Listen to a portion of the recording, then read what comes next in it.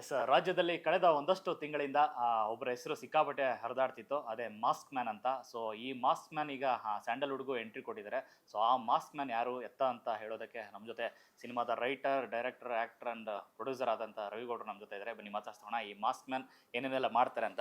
Sir ನಮಸ್ತೆ, ಹೇಗಿದ್ರಿ? Yes super. So ಮೊದಲಿಗೆ ಧ್ವಜ ಸಿನಿಮಾದ ಮೂಲಕ ನಾಯಕನಾಗಿ ಎಂಟ್ರಿ ಕೊಡ್ತೀರಿ. ಸೊ ಅದೆಲ್ಲವನ್ನು ಹೊರತುಪಡಿಸಿ ಈ ಥರದ್ದೊಂದು ಸಬ್ಜೆಕ್ಟ್ ಇಟ್ಕೊಂಡು ಡೈರೆಕ್ಷನ್ ಮಾಡಬೇಕು ಅಂತ ಆಸೆ ಬಂದಿದೆ ಏನಕ್ಕೆ ಅಂತ?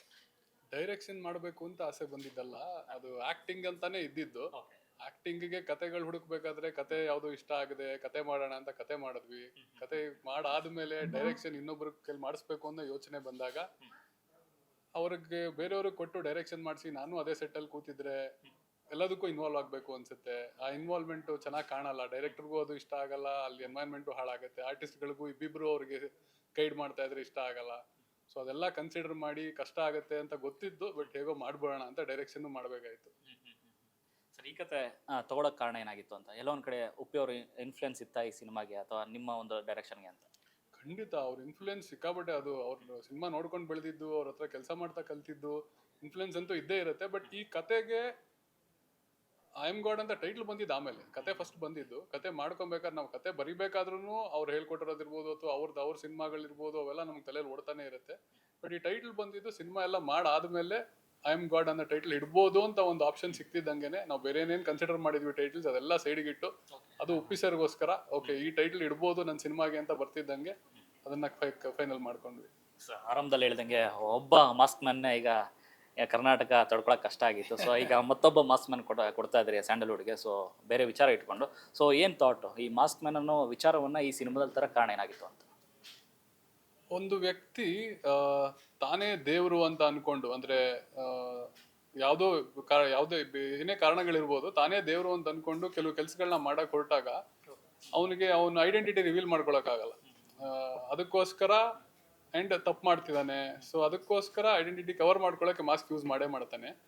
ಸೊ ಅದಕ್ಕೋಸ್ಕರ ಇಲ್ಲಿ ಮಾಸ್ಕ್ ಹಾಕ್ಸ್ಬೇಕಾಯ್ತು. ಅಂಡ್ ಆಡಿಯನ್ಸ್ಗೂ ನಾವು ಆ ಕ್ಯೂರಿಯಾಸಿಟಿ ಬಿಲ್ಡ್ ಮಾಡಬೇಕು, ಇದು ಯಾರು ಅಂತ. ಸೊ ಅದಕ್ಕೆ ನಿಮ್ಗೆ ಆ ಫೇಸ್ ರಿವೀಲ್ ಆಗಲ್ಲ. ಸೊ ಅದಕ್ಕೋಸ್ಕರ ಆ ಮಾಸ್ಕ್ ಅಲ್ಲಿಗೆ ಬರ್ಬೇಕಾಯ್ತು. ಆ ಮಾಸ್ಕ್ಗೂ ಈ ಮಾಸ್ಕ್ಗೂ ಸಂಬಂಧ ಇಲ್ಲ. ಎಲ್ಲ ಒಂದ್ ಕಡೆ ಉಪ್ಪಿ ಅವರ ನಾನು ಅನ್ನೋ ಪಾತ್ರ ಐ ಆಮ್ ಗಾಡ್ ಅಂತ ಏನಿದೆ, ಅದೇನಾದ್ರು ಇಲ್ಲಿಗೆ ಮುಂದುವರೆದಿದೆಯಾ ಹೇಗೆ ಅಂತ? ಏನಾದ್ರು ಸೀಕ್ರೆಟ್ ಇದೆಯಾ ಆ ಥರದೊಂದು? ಇಲ್ಲ ಇಲ್ಲ, ಖಂಡಿತ ಇಲ್ಲ. ನನಗೆ ಖುಷಿ ಆಗುತ್ತೆ ಏನಾದ್ರು ಯಾವತ್ತಾದ್ರೂ ನನಗೆ ನಾನ್ ಮಾಡೋ ಸಿನಿಮಾಲಿ ಅದನ್ನ ಇನ್ವಾಲ್ವ್ ಮಾಡ್ಕೊಂಡು ಉಪ್ಪಿ ಸರ್ನ ಸ್ಕ್ರೀನ್ ಮೇಲೆ ನಾನ್ ತರ್ಬೋದು ಅಂತ ನನಗೇನಾದ್ರು ಚಾನ್ಸ್ ಸಿಕ್ಕಿದ್ರೆ ಖಂಡಿತ ಖುಷಿ ಆಗುತ್ತೆ. ಬಟ್ ಇದ್ರಲ್ಲಿ ಏನಿಲ್ಲ. ಎಲ್ಲ ಒಂದ್ ಕಡೆ ಅಂದ್ರೆ ಇವತ್ತಿನ ಕಾಲಘಟ್ಟಕ್ಕೆ ಬೇಕಾದಂತ ಒಂದು ಸಬ್ಜೆಕ್ಟ್. ಯಾಕಂದ್ರೆ ಈ ತರದೊಂದು ಸೈಕೋ ಒಂದಷ್ಟು ಘಟನೆಗಳನ್ನ ನೋಡಿರ್ತೀವಿ. ಸೈಕೋ ಕಿಲ್ಲರ್ಸ್ ಆಗಲಿ ಅಥವಾ ಒಂದಷ್ಟು ಏನೋ ಕೆಟ್ಟದಾಗಿ ಒಂದಷ್ಟು ವರ್ತನೆ ಮಾಡಿರೋ ಸಾಕಷ್ಟು ನಿದರ್ಶನಗಳಾಗಿಂದಾಗಿ ನಡೀತಾ ಇರುತ್ತೆ. ಸೊ ಅದೆಲ್ಲ ಇನ್ಫ್ಲುಯೆನ್ಸ್ ಆಗಿ ಆ ಥರದೊಂದು ಒಂದಷ್ಟು ರೋಗಗ್ರಸ್ತ ಮನಸ್ಸುಗಳಿಗೆ ಒಂದು ಉತ್ತರ ಆಗಿರಬೇಕು ಅನ್ನೋ ಕಾರಣಕ್ಕೆ ಈ ಸಿನಿಮಾ ಮಾಡಿದ್ದ. ನನಗೆ ಆ ಕ್ಯಾರೆಕ್ಟರ್ ಬೇಕಿತ್ತು. ಬಟ್ ಆ ಕ್ಯಾರೆಕ್ಟರ್ ಈ ತರ ಇರುತ್ತೆ ಅಂತ ಅದು ಕೆಲವು ಸ್ಟಡಿ ಮಾಡ್ತಾ ಹೋದಾಗ ನಿಮಗೆ ಅರ್ಥ ಆಗುತ್ತೆ. ಅವ್ರ ಮೈಂಡ್ ಸೆಟ್ಟೇ ಆಗಿರುತ್ತೆ. ಅಂದ್ರೆ ಅವ್ರಿಗೆ ಅವ್ರ ಪ್ರಕಾರ ಅವ್ರು ಮಾಡ್ತಿರೋದು ತಪ್ಪಲ್ಲ, ಅವ್ರ ಪ್ರಕಾರ ಅವ್ರು ಮಾಡ್ತಿರೋದು ಸರಿನೇ. ಕೆಲವರಿಗೆ ಅದು ಹುಟ್ಟಿನಿಂದಾನೇ ಬಂದ್ಬಿಟ್ಟಿರ್ಬೋದು, ಕೆಲವರಿಗೆ ಅವ್ರಿಗಾಗಿದ್ದು ಯಾವ್ದೋ ಒಂದು ಟ್ರಾಮಾ ಇಂದ ಅದು ಅವ್ರ ಮನಸ್ಥಿತಿ ಆ ರೀತಿ ಚೇಂಜ್ ಆಗಿರ್ಬೋದು.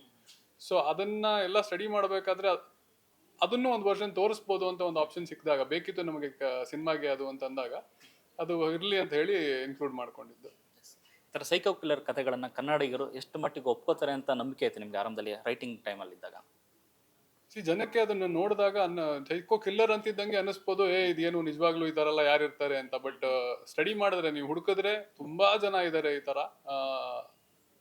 ಅವ್ರಿಗೆ ಆ ಟ್ರಾಮಾ, ಲೈಫಲ್ಲಿ ಏನೋ ಒಂದು ಟ್ರಾಮಾ ಇರ್ಬೋದು ಅಥವಾ ಅವ್ರ ಹುಟ್ಟಿನಿಂದಾನೇ ಆಗಿರ್ಬೋದು, ಅದನ್ನ ಹೊರಗೆ ಹಾಕಕ್ಕೆ ಅಥವಾ ಅವ್ರಿಗೆ ಸಿಗೋದು ಅದೊಂದೇ ಸೊಲ್ಯೂಷನ್.